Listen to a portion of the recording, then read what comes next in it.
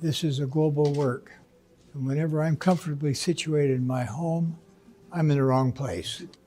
I need to be where the people are.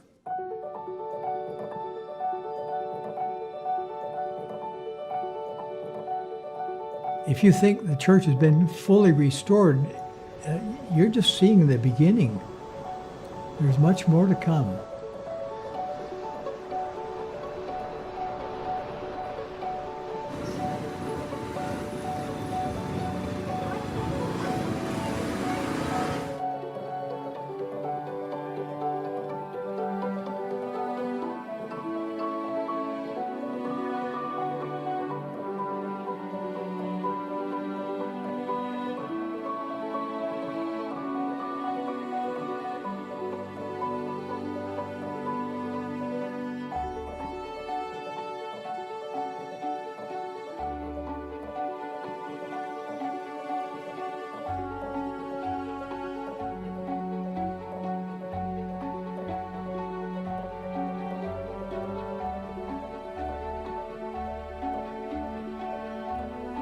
It is as though he's been unleashed. I cannot get him to act his age.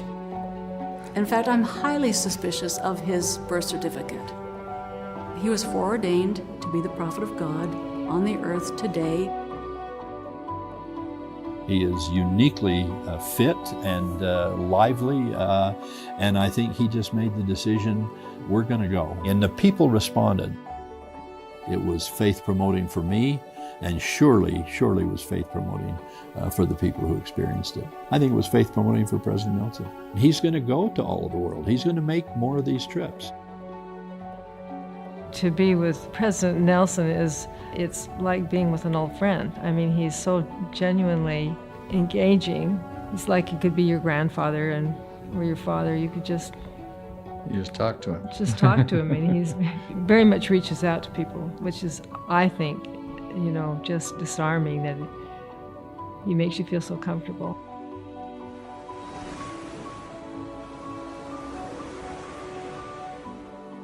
The people, their warmth, their love of the Lord. So they welcome you in ways that you've never been welcomed before.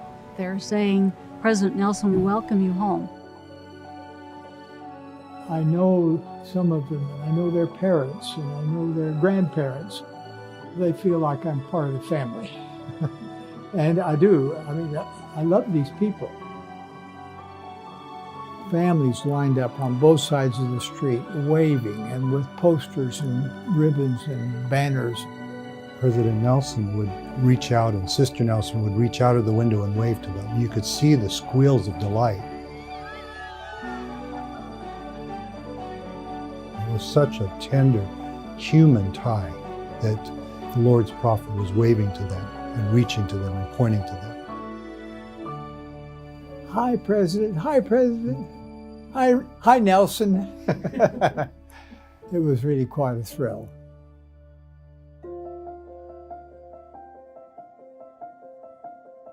To see the faithful members who come early, they sit, they wait, they're showing such respect for the prophet and the Lord.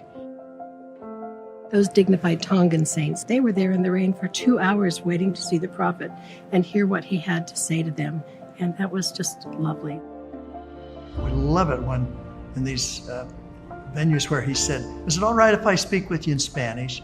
And these huge smiles, and then leaning forward in their seats, and then just completely absorbed. That has been incredible. Blossom. They just blossom. Con su permiso, quisiera hablar en español.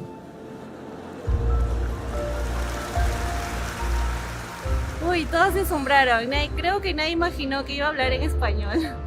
Pero sí, fue algo muy especial. Como que, wow, el profeta habla nuestro idioma. There is something very personal about seeing the prophet and having him speak in your own country. And I think when he's there, and when they come prepared, the Holy Ghost helps them to have something very special happen with them. And when that happens, what could be more precious than that, to have a witness from the Spirit that this is the Lord's prophet? That's very special. think it's a sign of how much he loves the members in this International Church of Jesus Christ of Latter-day Saints. He wants to be with them, travel to them, see them the way he has. Beautiful example. Everything we do, it is all about the Lord. It's always about where does the Lord need us to go? What does the Lord need us to do when we travel? I think of a statement by President Kimball. I should come and see this country sometime when I come back. You know, Yes. It's not about sightseeing, it is about saint-seeing. We have to realize that these are not generally Christian countries, and they don't know what we're talking about when we say that God lives, because they don't know God, and they don't know Jesus Christ.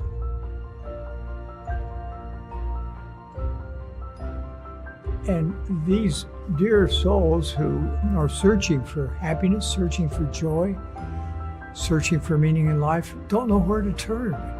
And so our responsibility is to teach and to testify that God lives, Jesus is the Christ, and that he's not dead, he's not an icon on a cross, he's a resurrected Lord, and he directs the work of his church.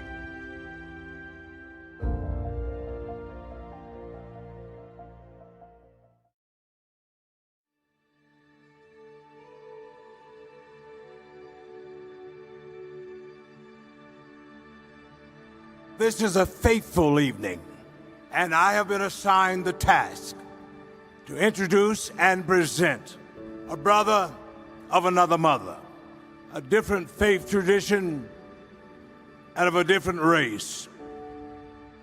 Mr. President. Hello, Amos. Good to see you again. How are you, dear friend? I'm doing fine. Good, good. I'd like you to meet my wife, Wendy. Oh, indeed. How are you?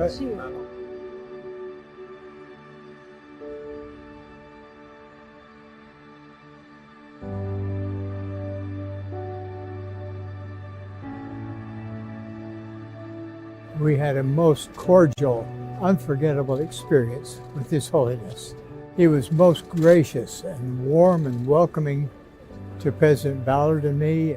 I told him we were going to meet with hundreds of his Italian youth tonight. He said, "You teach them to love their grandparents." The moment when President Nelson actually embraced the Pope as we left was everything. I do believe that when you see the prophet in person, you feel something. His personalization, talking about their families, and then talking about the families in their country, and then talking about the poor and the needy and those who need humanitarian care. And they leave having felt like they were with a prophet. Our time together was marked by a feeling of mutual respect and a desire to link arms to see if we could capitalize on our respective strengths and help more people by working together. Simply stated, we strive to build bridges of cooperation rather than walls of segregation. President Nelson is a leader. He brings the love of God. He says strong families make strong communities make strong countries. Well, I've seen more perfectly how it's done, or how it's done more perfectly. The President has a gift for that, and I think all of us can cultivate that gift of caring and of pure love of Christ in our lives. And I think that's what I want to have in my life, is a constant caring, a consistent way of ministering. Well, we don't look alike, but the things that we have in common are much more important than the differences that we may have. So wherever the people are, they're God's children, and they're our brothers and sisters, regardless of nationality, race, color. When I learned more about President Nelson's background, I saw some incredible similarities. How are things in San Francisco? And then our two national hymns, Lift Every Voice and Sing, and Come, Come You Saints. These two songs are about a people who, in spite of being oppressed excel. And I had a wow moment when I reflected on the fact that Mr. Clayton wrote Come, Come, You Saints, which tells the story of the struggles of the Church of Jesus Christ of Latter-day Saints. And in that song, they didn't get bitter. They became better. And they endured. And they sang, Come, come, ye saints. No toil or labor fear. And I love that phrase that says, Great shall be as your day. So gird up your loins, fresh courage take. Our God will never us forsake. And soon we'll have this tale to tell. All is well, all is well. It can be well in this nation when we lock arms, as I locked arms with President Nelson. Not as black and white, not as Church of Jesus Christ Latter-day Saints or Baptists, but as children of God who are about loving everybody and bringing hope, happiness, and good health to all of God's children.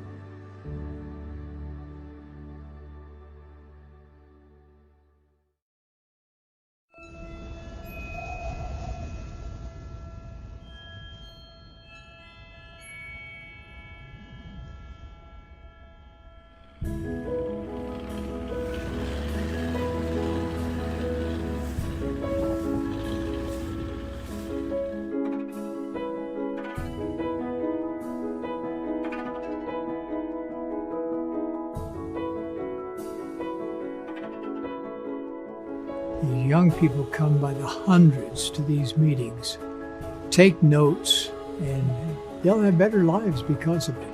They're just so spectacular. When we've met with these smaller groups of youth, they are absolutely anchored. They're doing it. They're having family home evening, they're in the scriptures, they're receiving their patriarchal blessings and finding great joy. It's incredible to see people from different places but with the same religion. You will feel connected. And it's incredible that the principle of our church is love everyone because Heavenly Father loves everyone. And that's the thing that affected me the most, that make me want to stay in church, stay with this big, great family. I feel that the church is a safe haven, and that around us are a lot of people who don't believe in God and they don't have that common belief for that. And as I come to church, I'm able to interact with people who have that common belief, and we're able to strengthen each other. Seeing the different cultures come together, you see that love that each and every one of us have, and that we have that common theme that we're children of our Heavenly Father and that we're followers of Jesus Christ.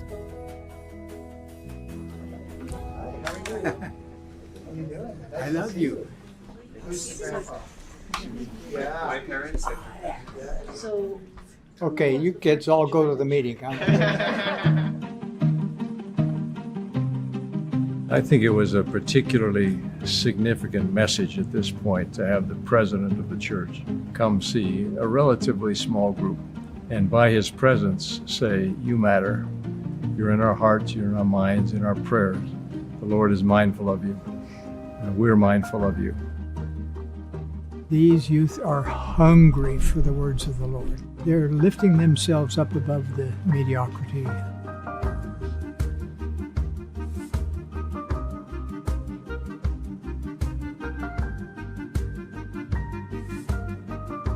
It was a real thrill to be with them. I tried to look in their eyes and see what their mothers were like, what their fathers were like.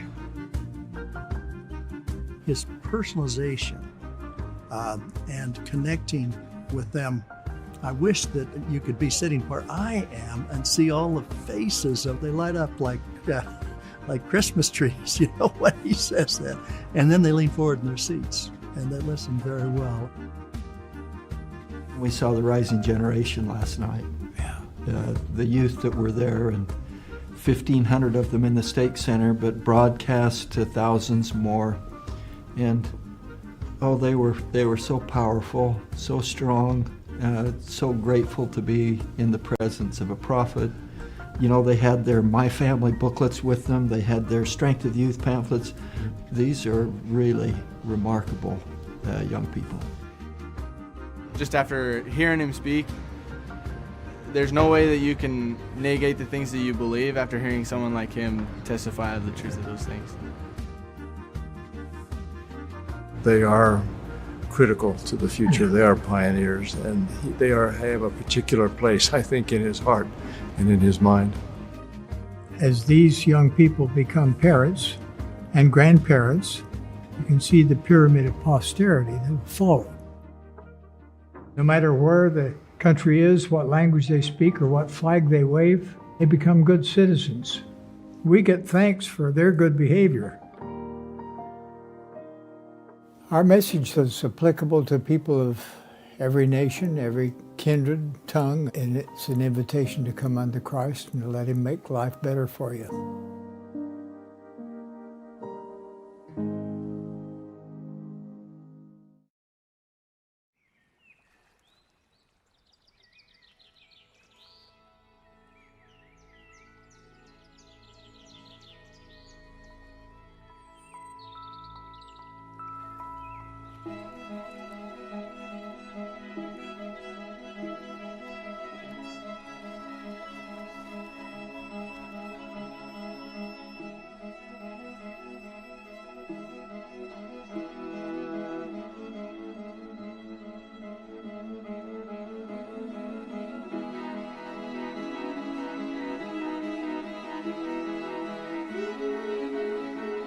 I've just been so deeply touched at how the prophet of God ministers to 10,000 people and a single family that's grieving over the loss of their mother at the same time.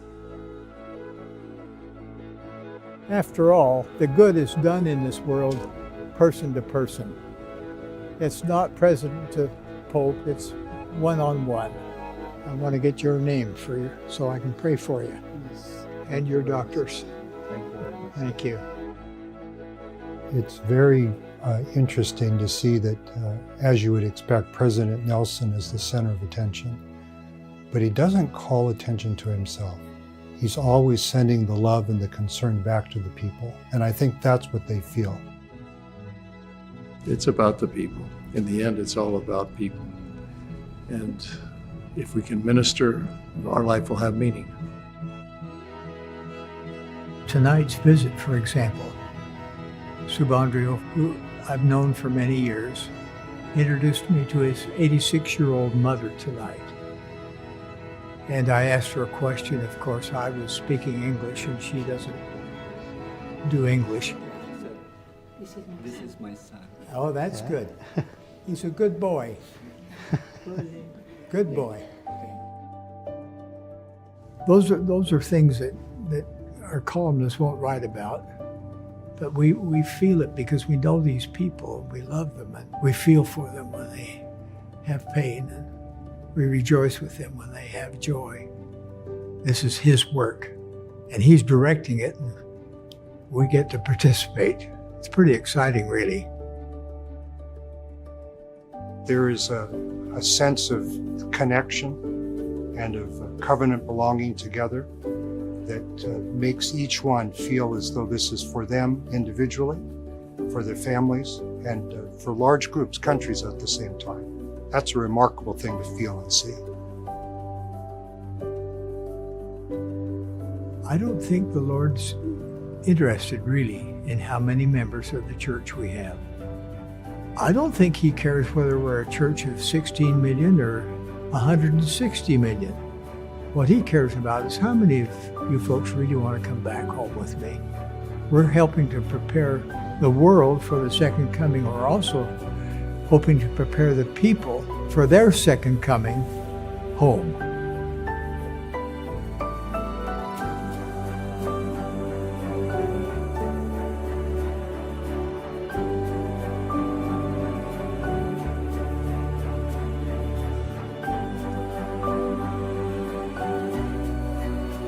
We wanted to just say to the people that we love them, we're glad you're members of the church. We're glad you love the Lord. And And we just want to be with you.